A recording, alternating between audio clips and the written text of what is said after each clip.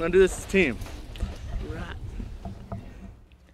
The following interview is a very small part of two complex lives. In my experience, a child that has run away or has been thrown away almost always entirely takes the blame.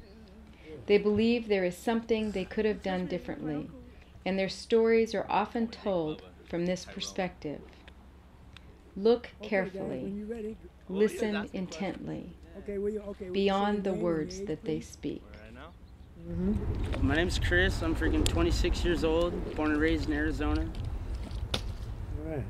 My name's Joshua Hensley, 20 years old, born and raised in California. Moved out to Tucson at 17. Okay, so you want to start telling your story? How you became homeless and I became homeless at the age of 16 because I disobeyed my mother, and I used to throw shoes at her, and I learned my lesson the hard way, and I got kicked out to a foster home and ran away, and been sleeping under bridges since then, in and out of jail. And you know, I don't know, it's just the choices I made. I was a little rebel kid, so like throughout school I was like ditching school all the time, and then I guess when I grew up a little more I realized like there's a whole world out there, you know, and started staying out all night, staying away from home. And then finally when I realized that my parents, like, I tried to run away one time and they didn't even care. I stayed gone for like 2 days and came back and they were just like, whatever. I was like, dude, I just ran away from home, you know?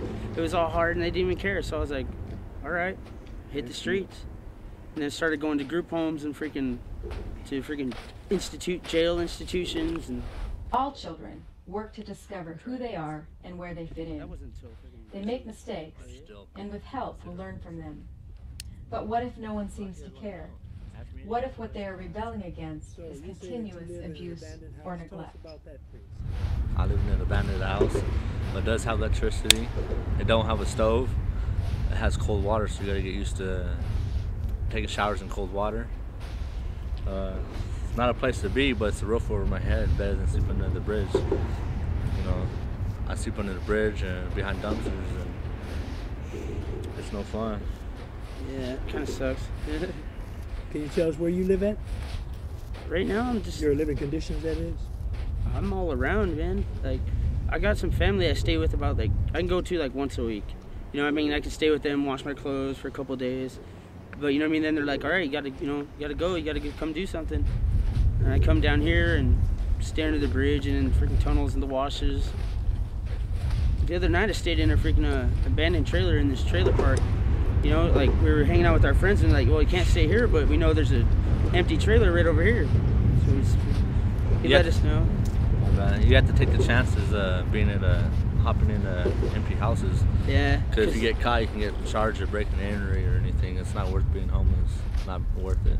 Due to various laws in Tucson, it is difficult to survive on the street without becoming a criminal.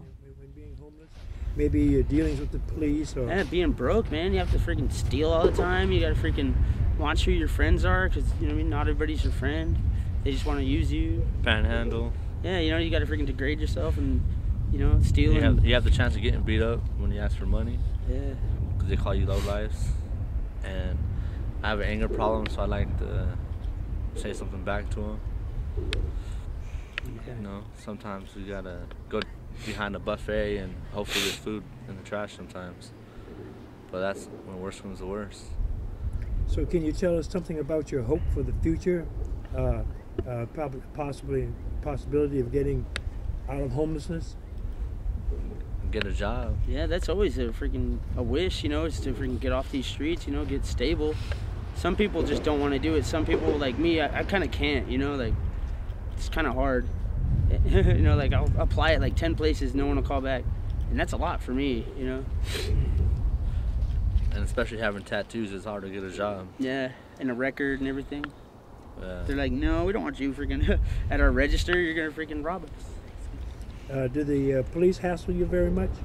Yeah, usually if they know us, you know what I mean? If they know, well, I don't know. The way I see it, I've been kind of like clean lately, so they don't look at me as much. I don't have like a bunch of gear on my bag, you know, I'm not all dirty. That's when they mess with you a lot. They're like, you're just, you know, doing nothing, doing drugs, this and that. But it's very interesting. You meet new people every day, but Yeah, totally. You can end up anywhere, dude. Your stuff gets stolen time to time. Yeah. You know, you gotta stash all your clothes, you gotta stash your toothbrush, you gotta stash everything because, you know, you have a tent right here like I used to, right behind you. My tent and everything got taken. So you take the chances of being homeless, of getting your stuff stolen and not having a job and no money and, you know, hopefully have a place to wash your clothes.